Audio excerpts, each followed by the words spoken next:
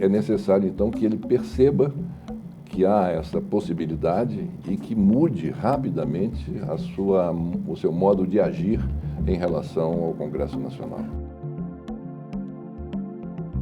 Um filme que eu já vi, e eu cometi esses equívocos também em relação à minha base parlamentar. Eu não dei atenção devida a isso. Nós não estamos vivendo num momento mais em que possa ecoar essa ideia de retorno do AI-5. Eles estão, no fundo, pensando nisso.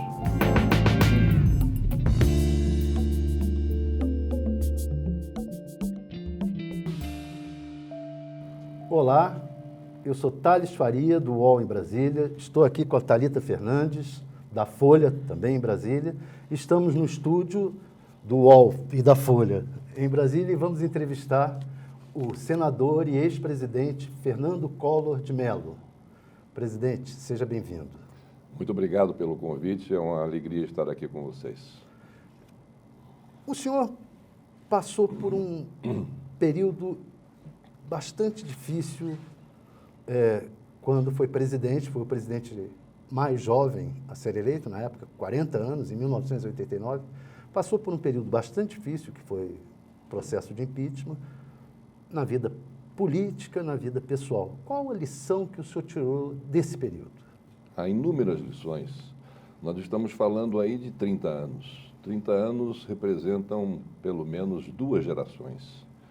Imagine com a evolução do mundo, né, da sociedade em transformação, como nós estamos vivendo ao longo desses anos, como isso não faz com que nós nos adaptemos a esses novos tempos e como nós possamos tirar lições de tudo aquilo que nós vivenciamos, né, e adaptá-los a uma nova realidade e, com isso, adquirirmos um crescimento, não é, interno, um crescimento interior, um crescimento de visão de mundo. Então, muita coisa mudou. E mudou, no meu entender, para melhor. Se eu bem me conheço, eu sou hoje uma pessoa mais aprimorada do que eu era aos meus 40 anos, quando fui eleito presidente da República, e me tornei até hoje o presidente mais jovem das Américas. O senhor já disse na imprensa que está revendo um filme com o governo Bolsonaro. Uhum. Quais as semelhanças e diferenças em relação a esse governo? Bom, tem uma semelhança que eu julgo importante, embora as nossas diferenças sejam maiores do que as eventuais semelhanças. Mas há uma semelhança importante. É que na campanha de 89, nós conseguimos utilizar o potencial da linguagem político-eleitoral da televisão com mais eficiência do que os outros candidatos. E isso foi muito importante, quase que decisivo, para que nós pudéssemos ter alcançado a vitória. E, em relação à eleição de 2018, o mesmo sucedeu, porque quem melhor soube aproveitar o potencial das mídias sociais, uma mídia que surgiu agora, foi o candidato eleito. Então, essa semelhança houve. O candidato eleito em 89 foi aquele que melhor soube utilizar o instrumento televisão com a linguagem político-eleitoral. E em 2018, quem melhor soube utilizar essa nova mídia, das mídias sociais, foi o candidato eleito e hoje presidente da República. O senhor fez uma série de demarcações de terras indígenas no seu governo, como das terras Yanomamis. O presidente Bolsonaro agora pretende liberar para garimpo, ele diz que não vai demarcar mais nada de terra indígena. Queria a avaliação do senhor sobre a importância disso que foi feito no governo do senhor e como o senhor vê essa proposta do presidente Bolsonaro. Bom, eu acho que a importância da demarcação das terras indígenas, ela permanece, né? E é reconhecida interna e externamente. Até porque quando há demarcação, isso significa que há uma melhor e maior fiscalização dessas terras demarcadas. E isso faz com que seja um instrumento de preservação e de conservação da floresta amazônica e da biodiversidade daquele ecossistema. Quando se fala, como se diz hoje em dia, que eventualmente vão destinar as terras demarcadas e as terras indígenas, as terras das populações da floresta, para o garimpo, eu fico atemorizado, porque isso vai causar um enorme retrocesso na nossa política ambiental, política esta em que o Brasil vem pontificando ao longo dos anos como um grande protagonista e uma grande referência na discussão ambiental. Porque essa discussão não pode ficar restrita aqui aos nossos contornos geográficos. Ela é uma coisa planetária, é uma discussão planetária. Então, todos têm obrigação de dar a sua opinião sem que isso possa afetar a nossa soberania. Eu acho que essa é uma discussão planetária. De que forma o senhor vê uma política em que o presidente Bolsonaro bate muito na tecla da questão da soberania, tanto de proteção da Amazônia, na questão de abrir o garimpo, de terras indígenas para garimpo mesmo. Como conciliar uma política ambiental de preservação, ao mesmo tempo com uma exploração mineral e garantindo a soberania do país? De que forma o senhor acha que isso poderia ser feito, Nós não precisamos disso, meu Deus. Nós, com as terras que já hoje estão desmatadas, com essa expansão enorme da fronteira agrícola, atualmente com o que já está aí devastado, nós temos condições de duplicar com a nossa produtividade, a nossa produção agrícola, sem derrubar uma árvore sequer. Quando nós podemos conciliar muito bem o desenvolvimento econômico com a conservação da natureza, com a conservação da floresta. É apenas uma questão de inteligência, é uma questão de colocar em prática as melhores técnicas de como se valer da biodiversidade que nos é oferecida gratuitamente e aplicá-las isso na questão em escala industrial, em escala por exemplo, da confecção de remédios, de produtos para cosméticos, que hoje é um grande mercado mundial, para questões de medicina, em termos de remédios e de ungüentos, que hoje são utilizados pelos próprios indígenas, pelas próprias populações da floresta. Então, é uma questão de enfoque. É uma questão de enfoque. Vamos destruir a floresta permitindo que haja garimpo nas terras indígenas e nas terras demarcadas? Com que objetivo? Para quê? O que nós vamos ganhar com isso? Só temos a perder. Não é uma atitude inteligente. O senhor diria, então, que está havendo um grande retrocesso no governo Bolsonaro com relação a se concretizar isso que vem sendo anunciado pelo governo atual, sem dúvida, é um brutal retrocesso. E nós temos que trabalhar para tentarmos convencer aqueles arautos dessa destruição por meio de permitir o garimpo em terras indígenas de que eles estão equivocados. E eu acho que prevalecerá a razão, o bom senso, porque isso é algo que me parece impensável nós concretizarmos uma ação como essa. Qual a avaliação que o senhor faz desse primeiro ano do governo Bolsonaro? Um claudicante, um governo claudicante. Nós estamos hoje vivendo, é verdade, um momento de uma recuperação do ânimo, não é? Do empresariado, de um modo geral, das próprias pessoas.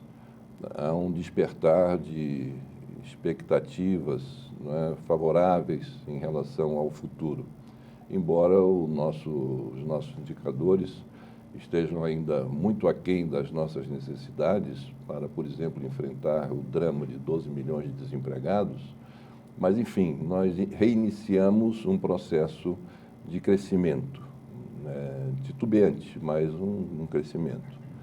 Então, esse é um fato positivo alcançarmos no final desse ano, não é, uma situação como essa, saindo de uma recessão brutal como aquela que nós enfrentamos em anos anteriores. mas me preocupa muito, do ponto de vista político, a ação do governo. É uma ação que não vem tendo a firmeza e a objetividade e o foco necessário no sentido de se construir uma base de sustentação do governo.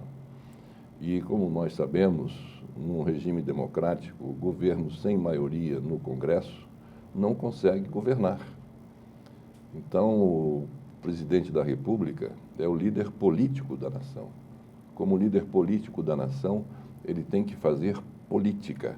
E fazer política pelos meios institucionais, por intermédio dos partidos políticos e dos próprios políticos. No momento em que o presidente se nega a fazer política desta forma, ele está contrariando um dogma de que a política pode se fazer ao largo das conversas com as agremiações partidárias e com a classe política. Você acha que isso piora em relação à saída do presidente do PSL e a fundação do Aliança para o Brasil? É uma base, ele tinha o partido que tinha a segunda maior bancada na Câmara, e com a saída do PSL isso se fragmenta. Essa troca partidária, ela pode prejudicar ainda mais essa base? Eu acho que foi uma atitude, ele deve ter as suas razões, claro, sem dúvida nenhuma, que eu não as conheço exatamente em profundidade, como eu acho que ninguém ainda foi dado a conhecer, né?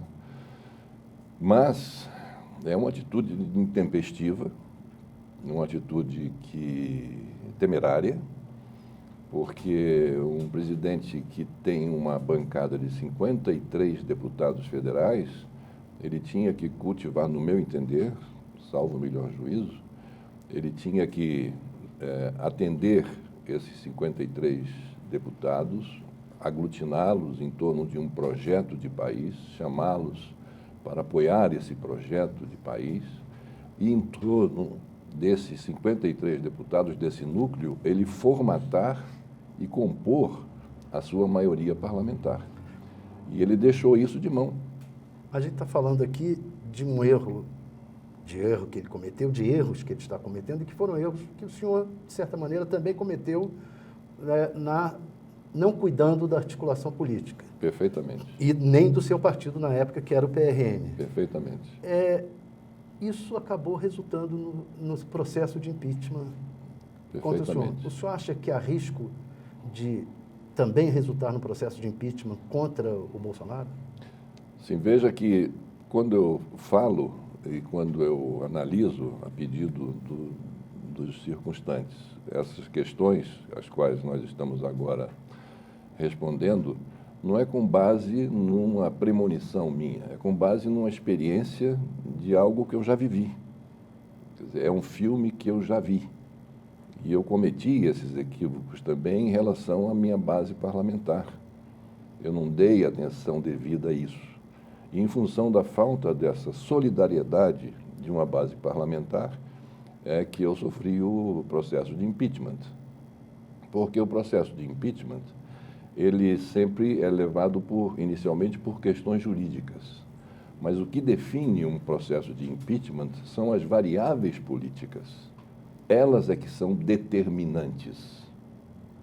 Então, essas variáveis políticas, se elas não estiverem conjugadas de tal maneira a estar solidária com o chefe do Poder Executivo, isso rapidamente pode redundar num processo de afastamento do presidente da República.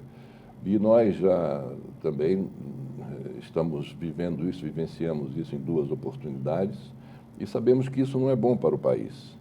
Mas também é importantíssimo que o chefe da nação, que o presidente da República, perceba que, por não ser bom para o país, ele correr o risco de uma interrupção, seja por um processo de impeachment, ou seja por qualquer outro meio, e o Congresso Nacional é muito versátil em encontrar meios e maneiras de criar esses obstáculos para impedir que um certo governante continue, é necessário, então, que ele perceba que há essa possibilidade e que mude rapidamente o seu modo de agir em relação ao Congresso Nacional. O senhor falou dos 2 processos que nós passamos, o outro processo foi contra a ex-presidente Dilma. Uhum. quais foram as semelhanças e dissemelhanças do processo de impeachment contra o senhor e contra a Dilma? Há muito grandes, né? Nós tivemos o mesmo rito, a mesma lei, a Ressurrecta 1079, que foi introduzida na Constituição, porque a Constituição de 88, ela não tratava de como poderia se processar uma ação de impeachment, né? Então, recuperaram uma lei de 1950, a 1079, introduziram. Então, dentro desse rito, o rito foi o mesmo, tanto o meu quanto o da ex-presidente. Mas o ritmo e as violações que foram cometidas no meu caso, o ritmo foi muito mais rápido, e as violações foram flagrantes, tanto em relação ao regimento interno da Câmara dos Deputados, regimento interno do Congresso Nacional, e em relação ao desfecho que teve. E quanto às motivações? As motivações as mesmas, foi a questão jurídica, baseado na denúncia que foi formulada, deram um vestimento jurídico, mas o que determinou foram as variáveis políticas. Quer dizer, sumiu a questão jurídica e ficaram as variáveis políticas predominando sobre a decisão, o que, nesse ponto, coincidiu também com o afastamento da presidente Dilma, que foi preponderantemente a questão política que definiu. No início da entrevista, o senhor disse que o presidente Bolsonaro foi o que mais transmitiu uma mensagem mais clara para os eleitores por meio das mídias sociais. E mais eficiente. Por outro lado, também tem bastante crítica de que ele não apresentou qual seria o projeto de poder. É verdade. Político. O senhor está falando agora que falta liderança, ele apresentar o projeto. O senhor consegue vislumbrar qual que é essa marca que ele pretende deixar a partir do segundo ano, já que agora foi aprovada a reforma da Previdência, que já era uma medida que desde o governo Temer vinha se tentando aprovar no Congresso? Está claro o que o presidente Bolsonaro pretende com o seu governo? Não está claro. Não está claro, até porque o presidente ele não enuncia qual é esse projeto de governo e esse projeto de país. Eu faço muita questão de repetir isso, porque é um projeto, para que ele dê certo, ele precisa congregar a nação em torno dele. A nação precisa entender o projeto, a sua concepção e o seu objetivo, para que ela possa se engajar no apoio a esse projeto. Isso não está acontecendo.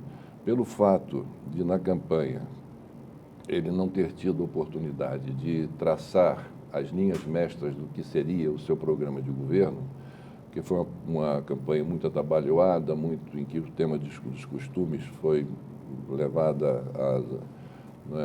à última enésima potência, não é? Então, as questões primordiais, prioritárias, ficaram de lado. Então, não se falava no que fazer para resolver a questão do Brasil, efetivamente. Saímos da recessão.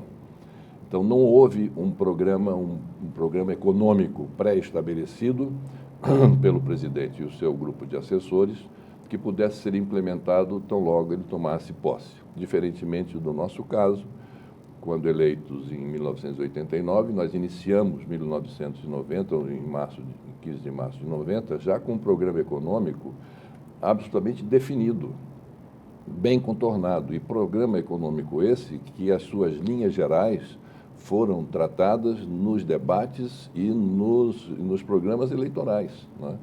Então, quando na eleição de 89 houve uma eleição em que foi votado a favor de um candidato, mas mais do que a favor do candidato, foi votado a favor do projeto que aquele candidato estava defendendo, que foi o nosso caso, que estávamos vivendo aquele momento de uma transformação brutal na sociedade mundial, com a queda do Muro de Berlim, não é? E o meu discurso e as minhas propostas eram propostas de uma abertura comercial, de uma abertura do país para o exterior, de renegociação da nossa dívida externa, que nós estávamos em default com o sistema financeiro internacional e com isso as nossas linhas de crédito, todas elas cortadas.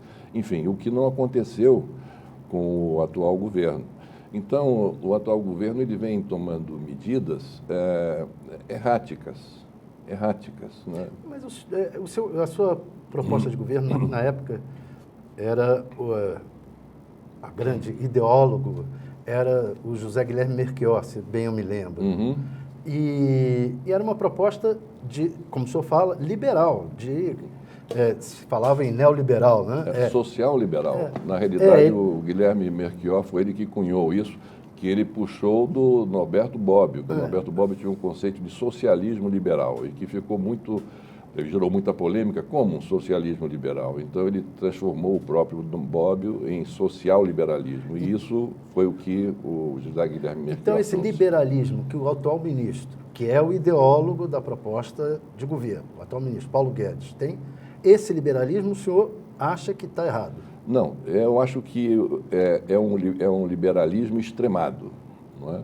É um liberalismo do laissez-faire, laissez-passer, que é um liberalismo que está lá atrás e que não traz bons resultados, porque o laissez-faire, o laissez-passer ou o ultraliberalismo, que é o que vem sendo praticado no Brasil, ele perde o seu apoio e a sua consistência no momento em que ele não traz no seu bojo a preocupação com o social, a preocupação com a população de um modo geral que está sendo marginalizada na apresentação desses projetos.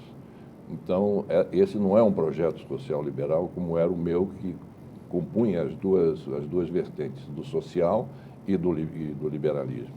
Então, por isso é que eu acho que essa radicalização de um programa liberal vem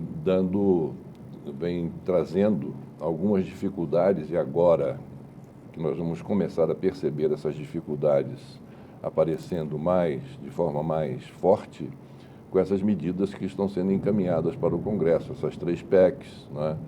Mais a questão da reforma tributária, mais a questão da reforma administrativa.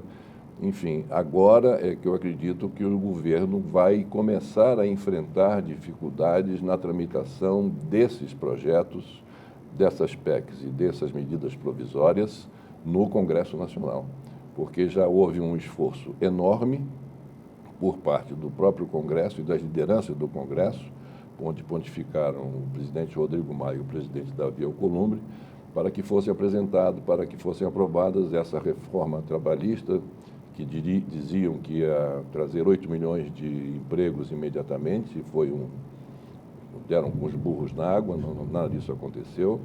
A reforma da Previdência, que do mesmo modo que foi vendido não vai ser entregue, não é? E essas outras reformas que estão chegando aí e que desmentem, e parte dessas reformas desmente o que o governo disse que iria acontecer com a aprovação dessas outras 2 reformas anteriores. Tem agora essa carteira verde e amarela do emprego dos 18 para jovens de 18 a 24 anos, em que está sendo proposto que aquele empresário que empregar um funcionário na faixa de 18 a 24 anos, ele deixa de recolher para o INSS 20% que ele hoje é obrigado a recolher e vão taxar em 7,5% aqueles que recebem o seguro-desemprego. Então, veja a incongruência. A reforma da Previdência foi aprovada com base, sobretudo, no fulcro do grande déficit da Previdência. E agora essa medida está tirando recursos da Previdência para atender uma faixa de jovens desempregados. E, ao mesmo tempo, quem vai pagar parte desse emprego é aquele que está com seu seguro-desemprego, que vai ter que recolher 7,5%. Então, são propostas, para dizer o mínimo, tem outros pontos vários, mas são propostas incongruentes, que uma coisa não se coaduna com a outra, e que bastou haver esse movimento lá no Chile, isso dito pelo próprio ministro Guedes, para que ele agora esteja calibrando o encaminhamento dessas reformas para o Congresso Nacional, com o receio de que aqui, eventualmente, possa ocorrer uma movimentação como aquela que ocorreu no Chile, que, graças a Deus, vem sendo superada com muita maestria, graças à qualidade da representação política chilena. Senador, na esteira da discussão sobre o Chile e tudo mais, o próprio ministro Paulo Guedes falou durante uma entrevista para que não se espantasse se falasse no Brasil de voltar a um AI-5. mesma declaração foi dada anteriormente por um dos filhos do presidente, o deputado Eduardo Bolsonaro. Do ponto de vista democrático e de impacto social também, como o senhor vê essa sinalização dada pelo ministro, pelo filho do presidente? É algo que nos deixa extremamente, para dizer o mínimo, incomodados, para não chegarmos a dizer o que realmente declarações como essas merecem, que é de repulsa, de rejeição absoluta a esse tipo de declaração. Nós não estamos vivendo num momento mais em que possa ecoar, não é? No inconsciente de alguns, ou no subconsciente de alguns, essa ideia de retorno do AI-5. Isso aí parece o chamado, chama em inglês, o wishful thinking. Não é? Eles estão, no fundo, pensando nisso. No fundo, pensando nisso. No momento em que não há, por parte do presidente, uma repreensão rápida, imediata, contrária a essa declaração, uma dada pelo filho, a outra dada pelo ministro da Economia, nós ficamos sempre, né, em sobressalto, porque cabe ao presidente da República chamar o feito à ordem e dizer: não, vocês não podem falar sobre isso. Nós temos nossa profissão de fé em torno da Carta de 88, de conservá-la, preservá-la e fazer da nossa democracia a cláusula pétrea da nossa existência, defendendo o Estado democrático de direito. Qualquer comentário, por mais jocoso que seja, como foi jocoso o comentário feito pelo ministro Guedes, sobretudo na explicação posterior que ele deu à afirmação de que o AI-5 poderia voltar, isso é deletério, isso atrapalha, isso confunde, isso deixa o mercado internacional também sem saber direito o que está acontecendo. Mas como o ministro da Economia, que é o principal ministro desse governo, fala em retorno do AI-5, o filho do presidente fala em retorno do AI-5, e não há nenhuma resposta do presidente para impedir, de uma vez por todas, que tais declarações continuem a ser dadas, o pessoal diz assim: bom, então eles estão flertando com a volta de algo parecido com o AI-5. É isso que transmite para as pessoas. E é isso que prejudica também o andamento do governo na questão política e que interfere, no final, na questão econômica. O senhor cobrou uma postura mais dura do presidente, mas na visão do senhor, as outras instituições da República responderam à altura à gravidade dessas... O presidente da Câmara, sem dúvida, uma declaração peremptória, afirmativa, dura, séria, correta, adequada, apropriada, consentânea com o momento. O do Senado do mesmo modo, embora num diapasão abaixo, mas enfim... E o Supremo, na visão do senhor? Como? O senhor acha que o Supremo teria que ter se posicionado em relação ao seu Eu acho guardião da Constituição? o Supremo ele ficou mais no recato, né? Na posição de um poder mais recatado, no sentido de que não entra nessa questão política. Porque se o Supremo entrasse nisso para criticar, poderia dizer: o Supremo novamente porque o que dizem, eu, embora não concorde, vem interferindo na questão política. Então, eu acho que é uma questão política e na órbita política é que ela deve ser respondida. Falar em interferir na questão política, o Ministério Público e a Polícia Federal são acusadas de interferir muito na questão política. O senhor diria que esse governo tem controle sobre a Polícia Federal? Olha, isso é algo que nos preocupa demais. Não é? As atribuições originais do Ministério Público, dado pela Constituição de 88, se nós formos atentar para essas atribuições, e nós formos verificar as atribuições que hoje o Ministério Público tem, nós vamos ver que há uma enorme diferença. Nesse período, o Ministério Público se atribuiu competências que a Carta de 88 não lhe dá. Então, as coisas foram caminhando e houve uma certa resiliência nesses avanços do Ministério Público em relação às suas competências e resultou nisso que nós hoje estamos vivenciando e vendo e apurando e por tudo aquilo que circula na imprensa, de interceptações telefônicas, de conversas de juízes com membros do Ministério Público, da Polícia Federal, não é? Que não são em nada apropriados e não estão de acordo com um Estado democrático de direito. Do mesmo modo, a Polícia Federal. A Polícia Federal ficou absolutamente sem controle, e já vinha sem controle. Ocorreu um episódio comigo no meu governo, por exemplo, em 1990, na primeira semana de governo, eu recebi uma informação, fui alertado pela ministra da Economia, que me ligou e disse: presidente, o senhor mandou invadir a Folha de São Paulo? Eu falei: eu invadir a Folha de São Paulo? De jeito nenhum. Não, porque a Polícia Federal está na Folha de São Paulo fazendo uma devassa, sei lá o nome que se dá a isso, uma operação, melhor dizendo, uma operação sobre as contas da Folha de São Paulo. Eu falei: não. Aí eu perguntei a ela, a Zélia, então, você já falou com o Bernardo, me referindo a Bernardo Cabral, ministro da Justiça, ministério ao qual está subordinada a Polícia Federal? Ela disse: não. Eu falei: então deixa que eu vou ligar para o Bernardo. Aí liguei para o Bernardo e disse: ministro, o senhor está sabendo do que está acontecendo na Folha? O senhor determinou isso? Não, de jeito nenhum, não fui eu. Vamos falar com o Tuma, que era o diretor-geral da Polícia Federal. Liguei para o Tuma. Perguntei: bem cá, doutor Tuma, o que está acontecendo aí com a Folha? A Polícia Federal está dentro da Folha. E o senhor determinou que isso acontecesse? Ele disse: não determinei. E como é que eles tomam essa atitude? Não, vou mandar recolher isso imediatamente, parar com isso. Quer dizer, então, desde aquela época, já havia essa absoluta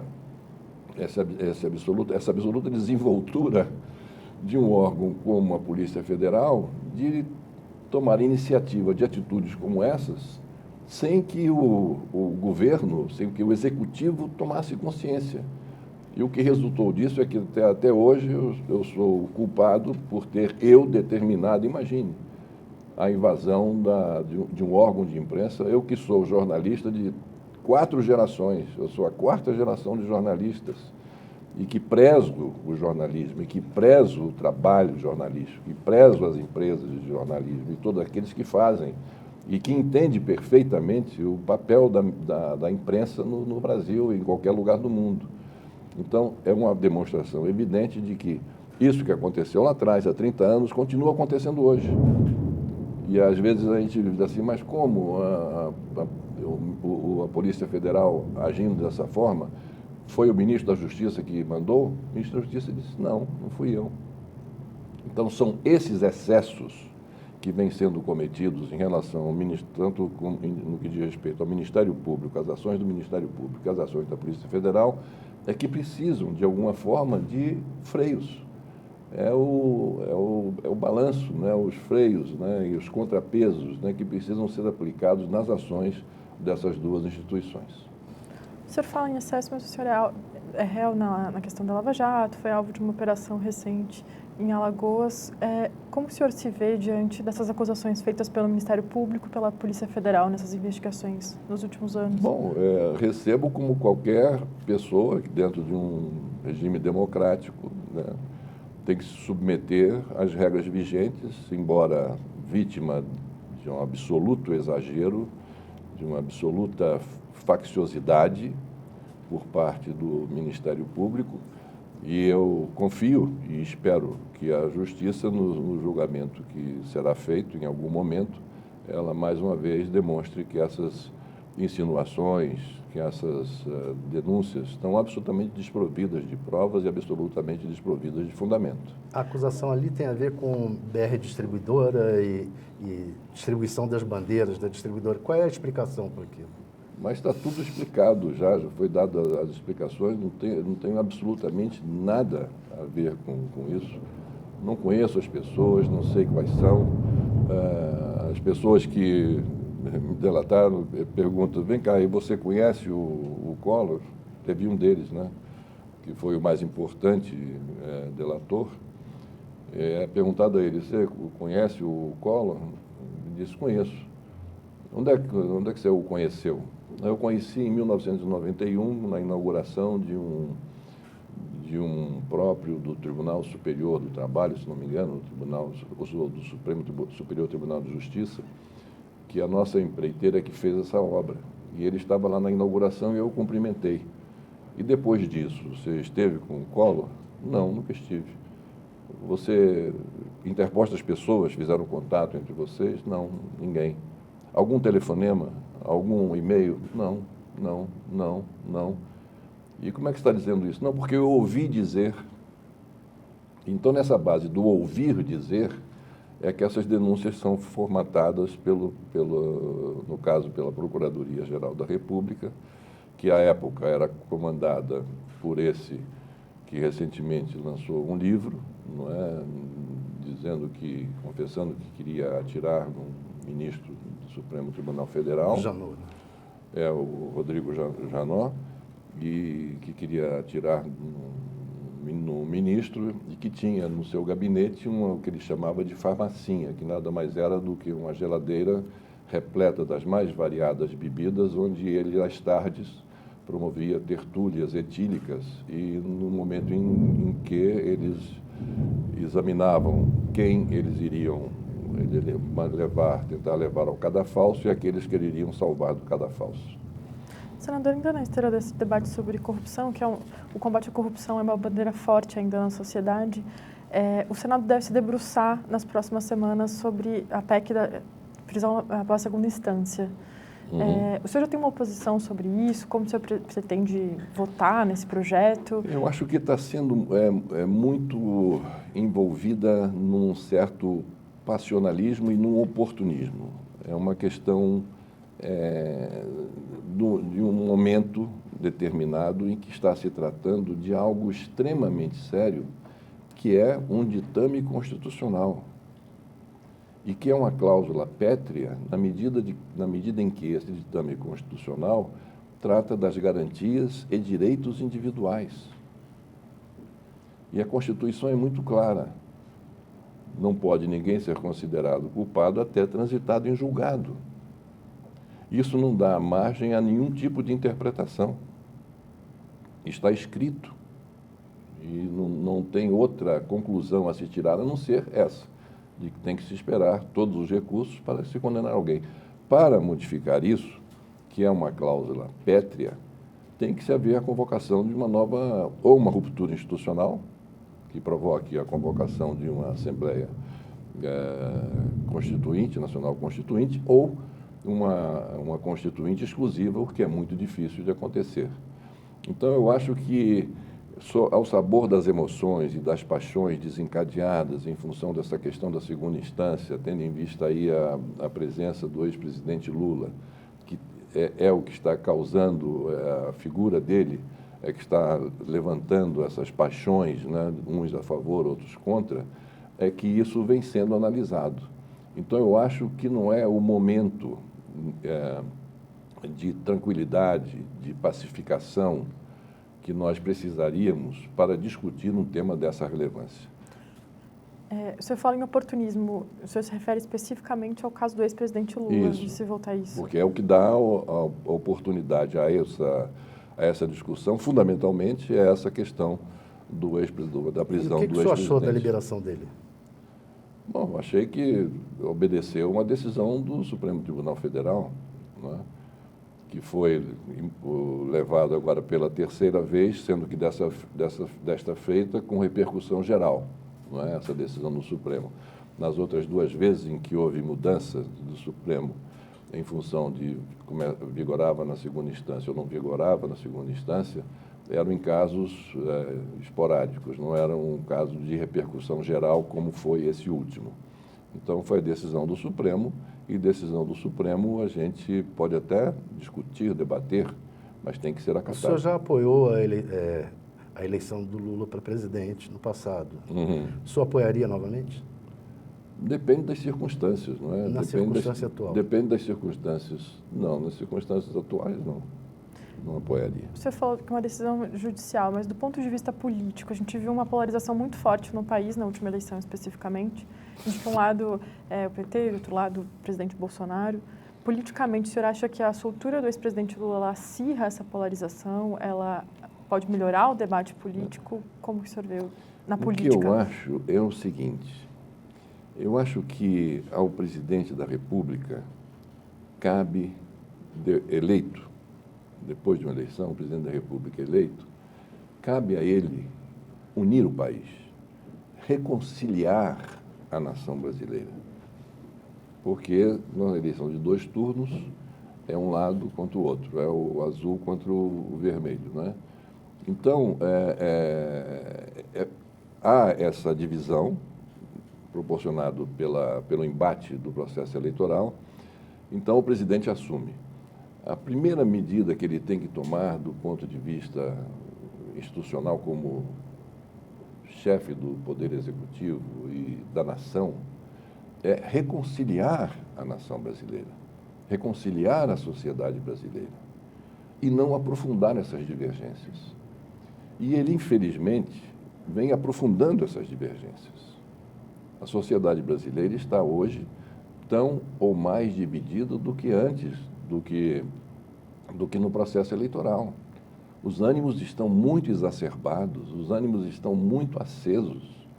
Nós estamos vivendo aí uma volta à força bruta da discussão de temas com base em esforço pessoal e não com base numa mesa em que nós possamos sentar, discutir, debater, buscar entendimentos, consensos, né?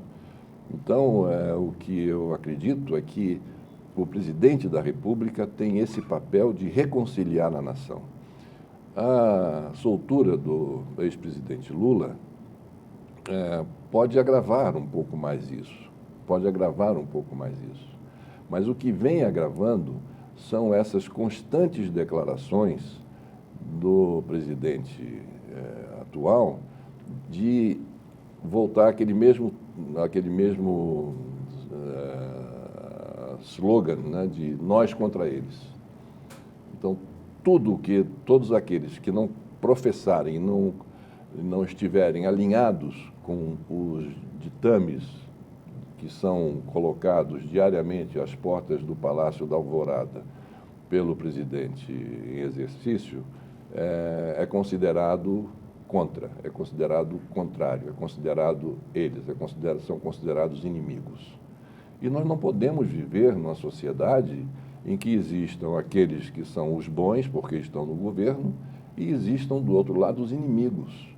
Não somos inimigos, nós somos um povo só. Nós somos, como já dizia o antropólogo, né? Fazemos parte do homem cordial. O brasileiro é um homem cordial. E nós temos que diminuir essas tensões e fazendo com que nós possamos voltar a conversar e tratar de uma maneira civilizada.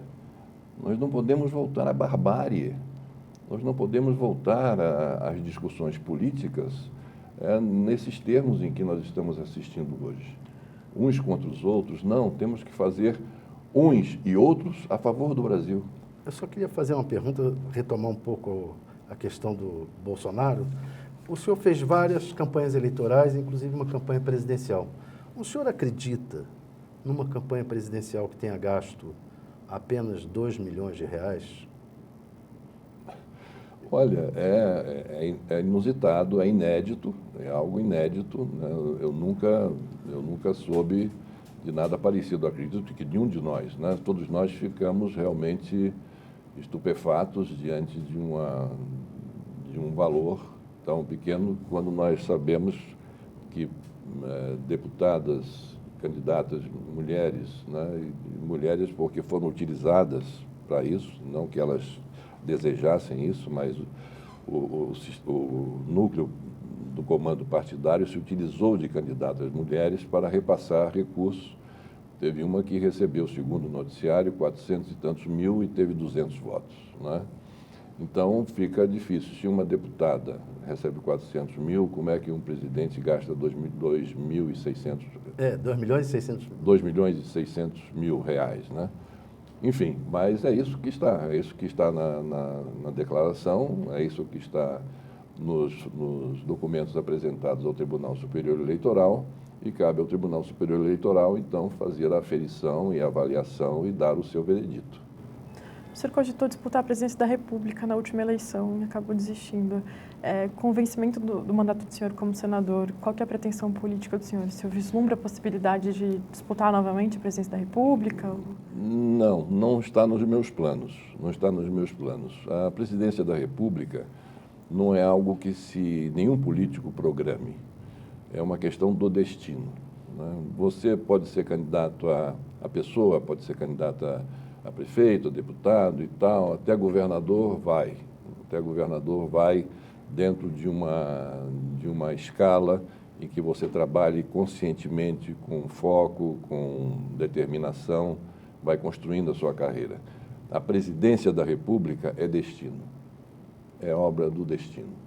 Então, por isso eu digo que o que eu desejo é continuar atuando na vida política, na vida pública, colaborando naquilo que eu puder colaborar, chamando a atenção em alguns pontos, sempre no sentido de colaborar, no sentido de contribuir, baseado naquilo do que eu já vivi. E esse é um filme que eu já vi, por exemplo, e eu não gostaria de vê-lo repetido. Então, é isso que eu pretendo continuar fazendo, se, enfim, o eleitor assim me permitir. Presidente, muito obrigado e vamos terminando por aqui a entrevista. Muito obrigado a vocês, mais uma vez, pela atenção e do convite e pela oportunidade que estão me dando de poder falar a todos. Muito obrigado. Obrigada.